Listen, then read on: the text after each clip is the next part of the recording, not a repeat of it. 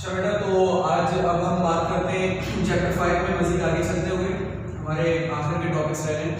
अगला टॉपिक हमारे पास बेटा कोरोजन का है और डिटेल टॉपिक बहुत ज़्यादा नहीं है, लेकिन ये कि इंटरेस्टिंग टॉपिक है। कोरोजन क्या है? आसान लफ्जों में conversion of metal into metal oxide caused by atmosphere is called corrosion. आसान लफ्जों में लोगों मेटल्स पर जो जंग लगता है, जिसे आप जंग कहते हैं, उसे हम कोरोजन कह सकते हैं। बट उस जंग के फिनोमिना में और इस कोरोजन के वर्ड में डिफरेंस है, लेकिन फिर वक्त आप समझने के लिए इसको एसोसिएट कर सकते हैं कि मेटल्स पे जो जंग लगता है उसे हम कोरोजन कहते हैं। अब इसमें पहले तो ये देखते हैं कि कोरोजन होती क्यों है, रीजन क्या है कि मेटल्स जो है मेटल्स पर जंग लगता है, नॉन मेटल्स पर तो नहीं लगता, मेटल्स पर लगता है, क्यों? तो मेटल ऑक्साइड्स, अच्छा कोरोजन है क्या? कोरोजन बेसिकली कन्वर्जन है मेटल का इनटू मेटल ऑक्साइड। ये बात आपको याद रखनी है कि conversion of metal into metal oxide. तो रीजन क्या है कोरोजन का बेटा? कि metal oxides are very much stable than pure metals. Pure metal के मुकाबले में मेटल ऑक्साइड बहुत ज्यादा स्टेबल होता है। अब रीजन इसके पीछे बहुत सारे हैं कि जो हमारा प्योर मेटल होता है वो प्योर मेटल निस्बतन कम स्टेबल होता है बनिस्बत मेटल ऑक्साइड के। उसके पीछे जो फैक्टर्स हैं वो इलेक्ट्रोपॉजिटिविटी है और अनस्टेबिलिटी ऑफ ऑर्बिटल्स है, डिजेनरेशन ऑफ ऑर्बिटल्स है, बहुत सारे ऐसे फैक्टर्स हैं जो कि मेटल्स को कोरोजन करवा रहे होते हैं। अच्छा, नॉन मेटल्स के अंदर भी कोरोजन होती है, ये बात मैं क्लियर कर दूं कि नॉन मेटल्स में भी कोरोजन होती है। इसीलिए मैंने आपसे वीडियो के शुरू में ही कहा था, लेक्चर के शुरू में ही आपसे ये बात कही थी कि कोरोजन और जंग लगना ये दोनों अलग बातें हैं। जब हम जंग का मकसद या रस्ट का मतलब इस्तेमाल कर रहे होते हैं तो हम सिर्फ और सिर्फ मेटल्स के लिए एसोसिएट कर रहे होते हैं, लेकिन कोरोजन मेटल पर भी होती है और नॉन मेटल पर भी होती है। ठीक है, तो मेटल्स में ये फिनोमिना ज्यादा पाया जाता है। उसके रीजंस मैं आपको बता चुका हूँ कि प्योर मेटल लेस स्टेबल होता है as compare to metal oxide. तो वो हवा में मौजूद ऑक्सीजन या एनवायरमेंटल ऑक्सीजन से रिएक्शन करते हुए मेटल ऑक्साइड बनता है। अच्छा, कोरोजन की टाइप्स की अगर बात करें तो कोरोजन बहुत सारी टाइप्स की होती है, बहुत अलग अलग टाइप्स होती है कोरोजन की, लेकिन फिलहाल जो दो सबसे बेसिक कोरोजन की टाइप्स हैं वो हमारे कोर्स में हम उसको डिस्कस करते हैं। एक है एटमॉस्फेरिक कोरोजन और एक है केमिकल कोरोजन। एटमॉस्फेरिक कोरोजन क्या है? एटमॉस्फेरिक कोरोजन वो कोरोजन जो एटमॉस्फेयर के नतीजे में हो रही है, यानी कि आपने मिसाल के तौर पर एक मेटल रॉड है और इस मेटल रॉड को इस रूम में आपने रख दिया। अब कुछ टाइम बाद 6 महीने 7 महीने 8 महीने 1 साल बाद अगर आप देखें तो इस मेटल पर जंग लगा हुआ होगा। तो अब इस मेटल के साथ ऐसा क्या हुआ? ये तो एक सिंपल रूम के एटमॉस्फेयर में था। असल में रूम में हमारे फिजा में हमारी हवा में वाटर मॉलिक्यूल्स होते हैं, मुख्तलिफ किस्म की गैसेज होती हैं। ये गैसेज इंटरेक्ट करती हैं और रिएक्शन करके मेटल को मेटल ऑक्साइड में कन्वर्ट करती हैं। हमारी हवा में ऑक्सीजन भी मौजूद है, इससे ही रिएक्शन करके जो कोरोजन कॉज होती है उसको हम एटमॉस्फेरिक कोरोजन कहते हैं। इसके बाद आ जाए अगर सेकंड टाइप में तो वो है केमिकल कोरोजन। अच्छा, केमिकल कोरोजन क्या है? केमिकल कोरोजन में हम मिसाल एक लेते हैं कि हमारे पास कोई कंटेनर है जिसके अंदर हमने कोई एसिड रखा हुआ है, लेट्स से नाइट्रिक एसिड। तो नाइट्रिक एसिड एक बहुत ही अच्छा ऑक्सीडाइजिंग एजेंट होता है, तो वो मेटल को फौरन ही ऑक्सीडाइज करता है, ऑक्सीजन प्रोवाइड करता है, जिसकी वजह से मेटल फौरन ही ऑक्सीडाइज हो जाते हैं। तो ऐसे एटमॉस्फेयर में कोरोजन हम केमिकल कोरोजन कहते हैं, जो पर्टिकुलरली किसी डायरेक्ट केमिकल की इंटरेक्शन की वजह से। अच्छा, देखा जाए तो एटमॉस्फेरिक कोरोजन में भी केमिकल अटैक तो है। अगर आप कार्बन डाइऑक्साइड को कंसीडर करें या वाटर को कंसीडर करें जो हवा में मौजूद है, उससे भी जो रिएक्शन हो रहा है तो वो भी केमिकल कोरोजन की टाइप है, बट वहां पे डायरेक्ट इंटरेक्शन नहीं है। यानी कि हमने जो मैंने दूसरी एग्जांपल दी है उसके अंदर एसिड ही मौजूद है एज एन ऑक्सीडाइजिंग एजेंट। ठीक है, इसके बाद आ जाते हैं बेटा रेट ऑफ कोरोजन पर। तो रेट ऑफ कोरोजन हमारे पास दो रेट ऑफ कोरोजन से मुराद है कि किसी मेटल पर कोरोजन कितनी तेजी से होती है। तो तकरीबन तमाम ही मेटल्स के अंदर कोरोजन पाई जाती है, लेकिन रेट ऑफ कोरोजन किस मेटल में ज्यादा होती है, किस मेटल में कम होती है, ये डिपेंड करता है मेटल की रिएक्टिविटी पर। Rate of corrosion is directly proportional to reactivity of metals. तो मेटल की रिएक्टिविटी के ऊपर कोरोजन डिपेंड करता है, यानी कि जो मेटल ज्यादा रिएक्टिव होगा, जिसकी वैल्यू इलेक्ट्रोकेमिकल सीरीज में जिसकी वैल्यू ऊपर की तरफ होगी वो ज्यादा रिएक्टिव होगा, और उतना ही जो मेटल जितना ऊपर की तरफ होगा हाइड्रोजन के वो उतना ज्यादा जल्दी क्लोरोड हो जाएगा। इसके लिए एग्जांपल दिए जैसे कि पोटेशियम है, सोडियम है, कैल्शियम है, पोटेशियम, सोडियम। तो रेट ऑफ कोरोजन में हमारी बात हो रही थी। रेट ऑफ कोरोजन इज ज़्यादा रिएक्टिव होगा, उसका रेट ऑफ कोरोजन उतना ज़्यादा होगा। फॉर एग्जांपल जैसे कि सोडियम, पोटेशियम और कैल्शियम, ये बहुत ज़्यादा रिएक्टिव मेटल्स होते हैं। इलेक्ट्रोकेमिकल सीरीज में इनकी वैल्यू बहुत ज़्यादा पॉजिटिव होती है, ऊपर की तरफ होती है हाइड्रोजन की, तो इनके अंदर अगर कोरोजन की बात करें तो इनमें कोरोजन बहुत ज़्यादा फास्ट होती है। As compare to noble metals जैसे कि सिल्वर, गोल्ड और प्लैटिनम की अगर बात करें तो इनका रेट ऑफ कोरोजन बहुत स्लो होता है, बहुत कम होता है।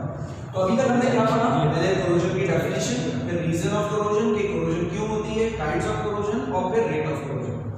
अब हम चलते हैं कि मैकेनिज्म देखते हैं एटमॉस्फेरिक कोरोजन का, कि एटमॉस्फेरिक कोरोजन क्यों होती है और कैसे हो रही है। दो टाइप्स की, एटमॉस्फेरिक कोरोजन और केमिकल कोरोजन। अच्छा, एटमॉस्फेरिक कोरोजन का मैकेनिज्म आपके सामने लिखा हुआ है। तो होता क्या है कि आप जानते ही हैं कि carbon dioxide gas acidic nature की गैस होती है। तो जैसे ही ये फिजा में मौजूद वाटर के साथ रिएक्शन करती है carbon dioxide on the surface of metal, तो यहाँ पे बन जाता है एक वीक एसिड जो कि कार्बोनिक एसिड कहलाता है। एसिड के अंदर अच्छी ऑक्सीडाइजिंग प्रॉपर्टीज होती हैं, इस वजह से ये जो कार्बोनिक एसिड मेटल की सरफेस पे बनता है तो ये फौरन ही बनते ही साथ मेटल के सरफेस के एटम से रिएक्शन शुरू कर देता है। मैंने कंसीडर किया कि मेरे पास एक आयरन मेटल है, तो कार्बोनिक एसिड उस आयरन मेटल से रिएक्शन करके आयरन बाइकार्बोनेट प्रोड्यूस करेगा और हाइड्रोजन गैस जनरेट करेगा। अच्छा, फर्दर ऑन जब ये आयरन बाइकार्बोनेट को अगर हम देखें तो आयरन बाइकार्बोनेट अगर मजीद एटमॉस्फेयर में रहते हुए ही एटमॉस्फेरिक अटैक की वजह से ही ये डिकम्पोज होता है, क्योंकि कार्बन डाइऑक्साइड और ऑक्सीजन की मिकदार वहाँ मौजूद होती है, तो आयरन बाइकार्बोनेट डिकम्पोज हो जाता है आयरन कार्बोनेट में और कार्बन डाइऑक्साइड और वाटर अगेन रिलीज होता है।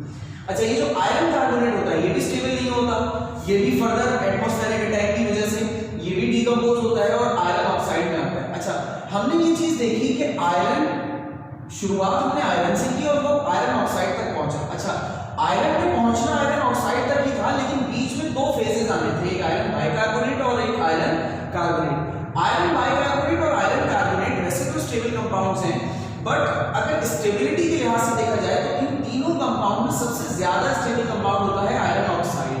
तो आयरन हद्दुल इम्कान कोशिश करता है कि वो किसी तरह भी आयरन ऑक्साइड की फॉर्म की तरफ जाए। बाइकार्बोनेट और कार्बोनेट को वो इसीलिए बाइकार्बोनेट से कार्बोनेट में आता है और कार्बोनेट से अल्टीमेटली ऑक्साइड की तरफ जाता है। इसके बाद अगर देखा जाए कि हम अपने मेटल को कोरोजन से प्रिवेंट करना चाह रहे हैं, हम बचाना चाह रहे हैं, हम किस तरीके से अपने मेटल को बचाएं, तो बहुत सारे तरीके हो सकते हैं जिनके जरिए हम मेटल को कोरोजन से बचा सकते हैं। कुछ जो बेसिक और सिंपल तरीके हैं, कॉस्ट इफेक्टिव तरीके हैं, उनमें 3 तरीके आपके सामने हैं प्रिवेंशन फ्रॉम कोरोजन के।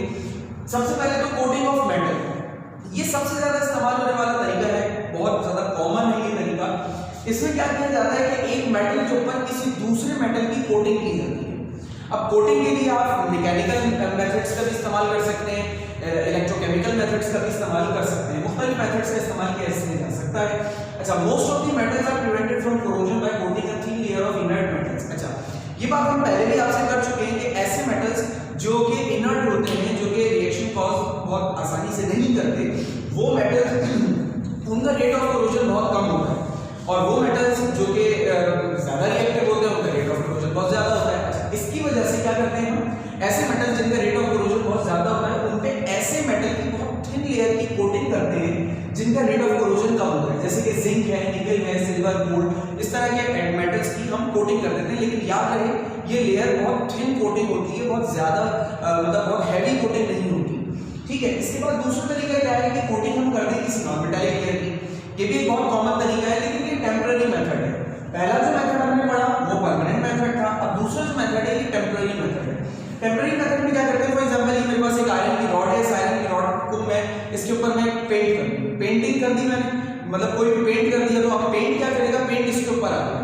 अब जो भी एटमॉस्फेयर से रिएक्शन होना है वो इस पेंट की सरफेस का होना है, मेटल का नहीं होना, पेंट का होना, ठीक है। तो इस तरीके से भी मेटल कोरोजन से बचाया जा सकता है। और सबसे ज्यादा इफेक्टिव तरीका एलॉय फॉर्मेशन। एलॉय क्या होता है, पहले एलॉय को समझ लेते हैं। Alloy is a homogeneous mixture of metals with metal और नॉन मेटल। अच्छा, समटाइम्स हम एक कंफ्यूजन का शिकार होते हैं कि एलॉय का मतलब ये है कि मुख्तलिफ मेटल्स को आपस में मिला दिया, नहीं, ये चीज गलत है, कतई गलत है। उसकी वजह ये है कि मेटल्स के साथ मेटल का मिक्सचर हो तब भी वो एलॉय हो सकता है, मेटल के साथ अगर नॉन मेटल का मिक्सचर हो तब भी वो एलॉय हो सकता है। ये जरूरी नहीं है कि मेटल के साथ मेटल को ही मिलाएं। पहली चीज ये, और दूसरी चीज ये कि आपने ये बात याद रखनी है कि it is a mixture not a compound. या ये कंपाउंड नहीं है, मिक्सचर है, यानी कि कोई केमिकल रिएक्शन नहीं हुए, कोई कंपाउंड प्रोड्यूस नहीं हुए। तो जब हम मेटल के साथ किसी दूसरे मेटल या नॉन मेटल्स को मिक्स करते हैं तो उसे हम कहते हैं एलॉय। और याद रखेंगे ये होमोजेनियस मिक्सचर है, यानी कि जो भी चीजें आपस में मिक्स हुई हैं वो पूरी की पूरी जितना भी सैंपल है आपके पास उसमें यूनिफॉर्मली डिस्ट्रीब्यूट हुआ है। ऐसा नहीं है कि एक जगह पे सेग्रीगेशन हो गई, एक जगह पर आके एटम जमा हो गया है, दूसरी तरफ नहीं है। मिसाल के तौर पर मैं एक स्टील बनाने जा रहा हूँ, तो स्टील क्या है? Steel is an alloy of iron and carbon. तो अब मैंने क्या किया, मैंने आयरन को मेल्ट किया, मेल्ट करने के बाद उसमें कार्बन ऐड किया। अब ऐसा नहीं है कि अगर मिसाल के तौर पर मेरे पास इतने डायमीटर का एक आयरन का सैंपल है, इसकी डायग्राम देख लेते हैं। मिसाल के तौर पर इतने डायमीटर का आयरन का एक सैंपल है, तो इसमें जब मैंने कार्बन ऐड किया तो कार्बन सारा का सारा सिर्फ इतने हिस्से में आ गया। इसे कहते हैं सेग्रीगेशन। ये नहीं है, बल्कि होता क्या है कि कार्बन पूरे आयरन में यूनिफॉर्मली डिस्ट्रीब्यूट होगा, इसे कहते हैं होमोजेनियस मिक्सचर। अगर कार्बन सारा एक जगह जमा हो जाता तो उसे हेटेरोजेनियस मिक्सचर कहते हैं। ठीक है, तो एलॉय बनाने से हम कोरोजन से बच सकते हैं, जिसकी सबसे एक बेहतरीन एग्जांपल हमारे पास स्टेनलेस स्टील है। इसका नाम आप लोगों ने सुना होगा। स्टेनलेस स्टील क्यों कहा जाता है? स्टेनलेस स्टील कहा ही इसलिए जाता है कि इसके ऊपर रेट ऑफ कोरोजन कम होता है। एक बात और बता दूं कि स्टेनलेस स्टील का मतलब ये नहीं होता कि उसमें जंग लगेगा ही नहीं, कोरोजन उस पर होगी ही नहीं, ये बात करना गलत है। स्टेनलेस स्टील पर भी कोरोजन होती है, बट इसकी रेट ऑफ कोरोजन निस्बतन दूसरे मेटल्स के या दूसरे स्टील सैंपल के मुकाबले में कम होती है।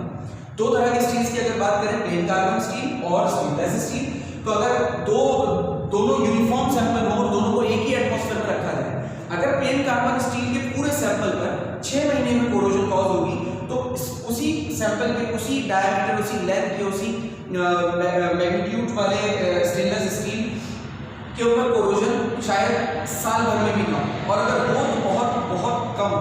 तो एलॉय फॉर्मेशन से हम इस तरीके से अपने मेटल्स को बचा सकते हैं कोरोजन से।